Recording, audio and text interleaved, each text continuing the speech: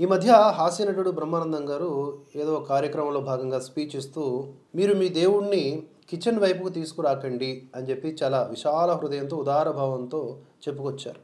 ఎవరి మాటలుగా? స్వామి వివేకానంద చెప్పాడంట ఆ మాట. స్వామి వివేకానంద చెప్పింది ఇదా అని అనిపిస్తుంది ఒక్కోసారి.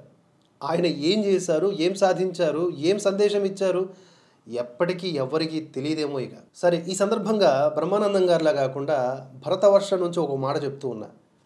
స్వామి వివేకానంద ఒక మాట చెప్పారు.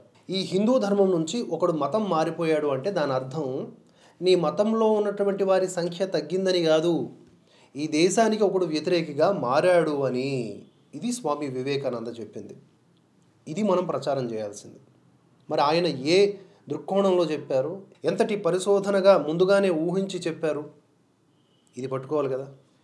శామ్యూల్ కమలేషన్ అనే ఒక ఆర్మీ అధికారి ఎలాంటి దిక్కుమాలిన పని ఒకటి చేశాడో చూడండి. ఇతగాడు భారత ఆర్మీలోని 3వ క్యావలరీ రెజిమెంట్లో లెఫ్టినెంట్ అనమాట. ఆ రెజిమెంట్లో సిక్కు, జాటు, రాజ్పుత్ ఇలా అన్ని కేటగిరీలకు సంబంధించిన సైనికులు ఉన్నారు. రెజిమెంట్ సంప్రదాయం ప్రకారం వారందరూ అక్కడి మందిరం, గురుద్వారాలో వారం వారం జరిగే మతపరమైన పరేడ్లలో పాల్గొంటారు. దాని అర్థం ఇదేదో ప్రార్థన లాంటిది కాదు. పరేడ్ అంటే ఈ శామ్యూల్ కమలేషన్ అనేవాడి బాధ్యత. వాడు ఆర్మీలో సోల్జర్గా జాయిన్ అయ్యాడు కనుక. అయితే తాను క్రైస్తవుణ్ణని, ఏకేశ్వర ఉపాసకుణ్ణి అని చెబుతూ ఆలయ గర్భగుడిలోకి వెళ్ళడానికి కానీ, పూజలో పాల్గొనడానికి కానీ ఈ కమలేషన్ అనేవాడు నిరాకరించేవాడంట.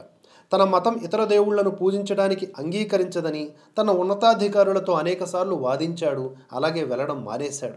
దీంతో ఆర్మీ నిబంధనల్ని, లౌకిక స్ఫూర్తిని ఆయన ఉల్లంఘించాడనే కారణంతో అతగాడిని అంటే ఈ శామ్యూల్ కమలేషన్ని సర్వీస్ నుంచి తొలగించారు. ఇది చాలా గొప్ప పని కదా. నువ్వు ఆర్మీలో ఉండి కూడా అంత మత ఛాందసవాదంతో ఉన్నావంటే రేపొద్దున్న ఎదురుగా ఎవడన్నా ఒక సిలువ మెడలో వేసుకుని వచ్చాడు అనుకో, వాడిని నువ్వు కాల్చవిక. వాడితో నువ్వు హల్లెలూయా అంటావా ఏంటి? నాకు అర్థం కాదు.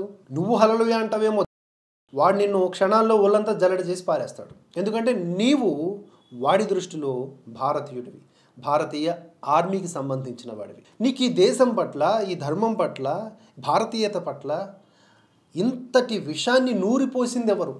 నిన్ను ఇలా తయారు చేసింది ఎవరు? ఇది మనం మాట్లాడుకోవాలి. నువ్వు ఆర్మీలో ఉండి కూడా దేశానికి వ్యతిరేకంగా నువ్వు వ్యవహరించావు అంటే ఇది దేశ వ్యతిరేకత కాదా?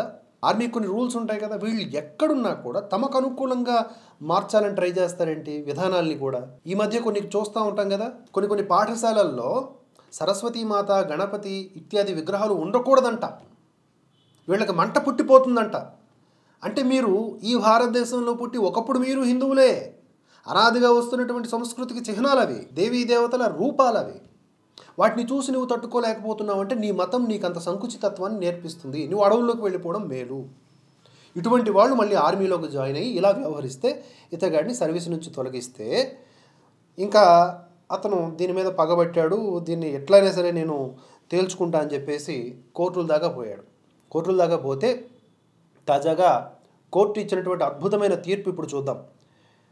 దేశ రక్షణ విధుల్లో ఉండి నా దేవుడు వేరు, ఆ గుడిలోకి నేను రాను అంటూ మొండికేసినటువంటి ఒక ఆర్మీ ఆఫీసర్కు సుప్రీంకోర్టు కోలుకోలేని షాక్ ఇచ్చింది.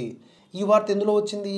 సాక్షి పత్రికలో వచ్చింది. ఎందుకంటే సాక్షి పత్రికలో వస్తే కొంతమంది సానుకూలంగా ఉంటారు, ఆ కొంతమంది ఎవరో మనందరికీ తెలిసిందే. తోటి సైనికుల మనోభావాలని గౌరవించలేని మీకు మత అహంకారం అంత ఎక్కువగా ఉందా? సైన్యం అంటేనే లౌకికవాదానికి ప్రతీక. అక్కడ మీ మత ఛాందసవాదం చూపించడానికి వీల్లేదు. ఇలాంటి వాళ్లను ఒక్క నిమిషం కూడా ఉపేక్షించొద్దు, సర్వీస్ నుంచి పీకి పారేయండి అంటూ సిజేఐ ధర్మాసనం తీవ్ర స్థాయిలో విరుచుకుపడింది. రెజిమెంట్ నిర్వహించే మతపరమైన పరేడ్లను బహిష్కరించిన క్రైస్తవ అధికారిని సర్వీసు నుంచి డిస్మిస్ చేయడాన్ని అత్యున్నత న్యాయస్థానం పూర్తిగా సమర్థించింది. ఇది సాదాసీదా తప్పు కాదు, ఘోరమైన క్రమశిక్షణా రాహిత్యం. ఇలాంటి ప్రవర్తన సైన్యం పునాదులనే దెబ్బతీస్తుంది అంటూ సుప్రీంకోర్టు ఘాటు వ్యాఖ్యలు చేసింది. తీర్పు సందర్భంగా పిటిషనర్ తరపు న్యాయవాది ఇది తప్పుడు సంకేతం ఇస్తుంది అని అనగా, కాదు, ఇది గట్టి గుణపాఠం కావాలి, స్ట్రాంగ్ మెసేజ్ వెళ్లాల్సిందే అని సిజేఐ జస్టిస్ సూర్యకాంత్ కరాఖండిగా తేల్చి చెప్పారు. Super sir. ఇది సార్ ధర్మాసనం. భారత సైన్యం అంటేనే క్రమశిక్షణకు మారుపేరు. అక్కడ వ్యక్తిగత మత విశ్వాసాల కంటే దళంలోని సైనికుల మనోభావాలు, ఐకమత్యమే ముఖ్యం. ఈ విషయాన్ని స్పష్టం చేస్తూ సుప్రీంకోర్టు గడిచిన మంగళవారం అంటే నవంబర్ 25, 2025 తారీఖు, ఇలాంటి డేట్స్ గుర్తుంచుకోవాలి, సంచలన తీర్పు వెలువరించింది. రెజిమెంట్ నిర్వహించే మతపరమైన పరేడ్లలో పాల్గొనడానికి నిరాకరించిన శామ్యూల్ కమలేషన్ అనే క్రైస్తవ ఆర్మీ అధికారిని సర్వీస్ నుంచి తొలగించడాన్ని అత్యున్నత న్యాయస్థానం సమర్థించింది. ఇది తీవ్రమైన క్రమశిక్షణ రాహిత్యం క్రిందకే వస్తుంది అని బల్లగుద్ది మరీ స్పష్టం చేసింది. ఢిల్లీ హైకోర్టు ఇచ్చిన తీర్పును సవాలు చేస్తూ సదరు ఆఫీసరు దాఖలు చేసిన పిటిషన్ను CJI justice Surya Kant, justice Joy మలబాగ్చలతో కూడినటువంటి ధర్మాసనం నిర్ద్వంద్వంగా కొట్టివేసింది. ఈ సందర్భంగా కోర్టు చేసిన వ్యాఖ్యలు అద్భుతంగా ఉన్నాయి. కానీ ఇక్కడ సాక్షి పత్రిక కాబట్టి చర్చనీయాంశంగా మారే అని రాసుకొచ్చింది. ఇక్కడ కోర్టు అడిగినటువంటి సూటి ప్రశ్నలు చూడండి. మీరు మీ తోటి సైనికుల మనోభావాలను గౌరవించడంలో ఫెయిల్ అయ్యారు. ఇతరుల గురించి పట్టించుకోనంతగా మీ మతపరమైన అహంకారం పెరిగిపోయిందా? యుద్ధం టైంలో నీలాంటి వాడు ఎలా ఆలోచిస్తాడు? యుద్ధం టైంలో హర హర మహాదేవ లేదా సిక్కులకు సంబంధించిన నినాదాలు, లేదా జై శ్రీరామ్ లేదా జై భవానీ అంటూ కొన్ని రెజిమెంట్స్ యుద్ధం చేయడానికి ముందుకు వెళ్ళేటప్పుడు వచ్చే స్లోగన్స్. నువ్వేం చేస్తావు అక్కడ? వీడు జై భవానీ అన్నాడు, నేను యుద్ధం చెయ్యను అని వెనక్కి వచ్చేస్తావా ఏంటి?